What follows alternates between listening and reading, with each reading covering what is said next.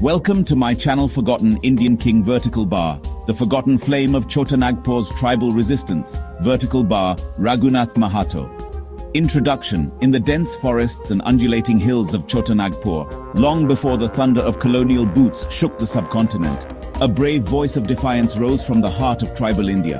That voice was Raghunath Mahato, a fearless leader of the Kol Rebellion who fought not only against external invaders but also against an exploitative land revenue system imposed by Mughal-aligned forces. This is the 5,000-word legacy of a warrior who led a community revolt against tyranny, protected tribal customs, and remains a symbol of resistance for the Adivasi communities of Jharkhand. Chapter 1. The Tribal Heartland of Chotanagpur Geography and Society.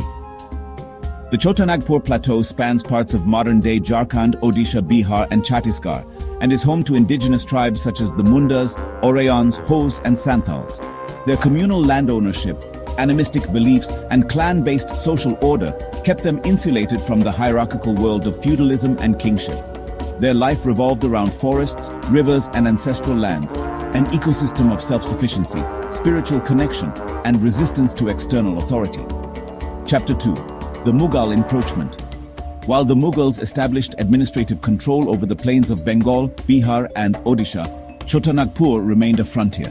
Yet in the early 17th century, Mughal-aligned zamindars, tax collectors, and local elites began penetrating these tribal regions. Their goal was to impose revenue systems that extracted taxes in cash or kind. For the tribal people, this was not just economic oppression, it was a violation of their sacred relationship with land. Chapter 3. The Rise of Raghunath Mahato. Born in a small tribal hamlet of Chotanagpur, Raghunath Mahato emerged as a natural leader. Trained in the traditions, customs, and spiritual codes of his community, he was deeply aware of the threat posed by external rule.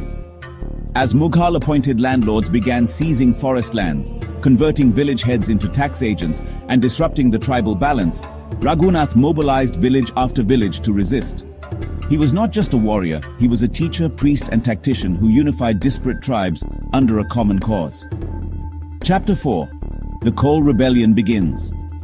The first sparks of the Kol Rebellion ignited in the early 1600s when tax agents backed by Mughal governors demanded payments and agricultural produce from previously autonomous tribal villages. Raghunath Mahato's response was swift. He organized tribal councils across villages, led attacks on revenue camps and grain storage units, burned down symbols of foreign authority. His famous slogan, Abua Disum, Abua Raj, our land, our rule, became the cry of Adivasi nationalism. The rebels employed hit-and-run tactics, vanishing into the forests after striking Mughal-aligned establishments with lightning. Chapter 5. Retaliation and Martyrdom. The Mughal-backed authorities, alarmed by the rebellion, sent punitive expeditions. Entire villages were burned, elders executed, and tribal priests targeted. But Raghunath and his followers continued to fight. Eventually, he was captured in a fierce skirmish near present-day Kunti or Tamar region and executed public messages to others who dared rebel. But his death did not silence the resistance.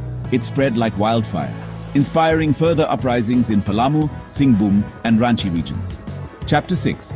Legacy of Raghunath Mahato. Though often ignored in mainstream historical narratives, Raghunath Mahato's legacy lives on. His movement laid the groundwork for later tribal rebellions like the Santal Hul, 1855, and Birsa Munda's Ulgulan, 1890s. He is revered as the first freedom fighter of Jharkhand. Tribal literature, songs, and festivals continue to honor his memory. He represented a unique model of resistance, one that was spiritual, cultural, and anti-imperial. Chapter 7. Historiographical neglect. Unlike the grand emperors of Delhi or the rebel kings of Rajasthan, Raghunath Mahato was a forest-dwelling tribal leader. That, unfortunately, placed him on the margins of written history. His tale survived through oral traditions, folk songs, and community memory. However, in recent decades, Jharkhand textbooks have included his name. Statues and memorials have been erected. Scholars of subaltern history have begun highlighting his role. Yet, the story is still underrepresented on the national stage. Chapter 8. Modern Recognition and Cultural Memory. His birth anniversary is now commemorated in tribal regions of Jharkhand. Social movements and tribal rights campaigns draw inspiration from his ideology.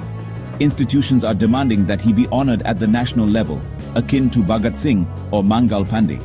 The Abu Adisum slogan continues to echo in the tribal assertion movements across central and eastern India. Conclusion. Raghunath Mahato was more than a rebel. He was the soul of a forest civilization, a man who chose death over domination, and a leader who awakened a people's pride. In a land often overlooked by historians, he sowed the seeds of freedom. His story must be told, not just for the Adivasis, but for all Indians who believe in justice, autonomy, and dignity. Let us remember him as the first flame of Jharkhand's resistance and one of India's earliest fighters against foreign tyranny. Jai Johar. Thank you for listening.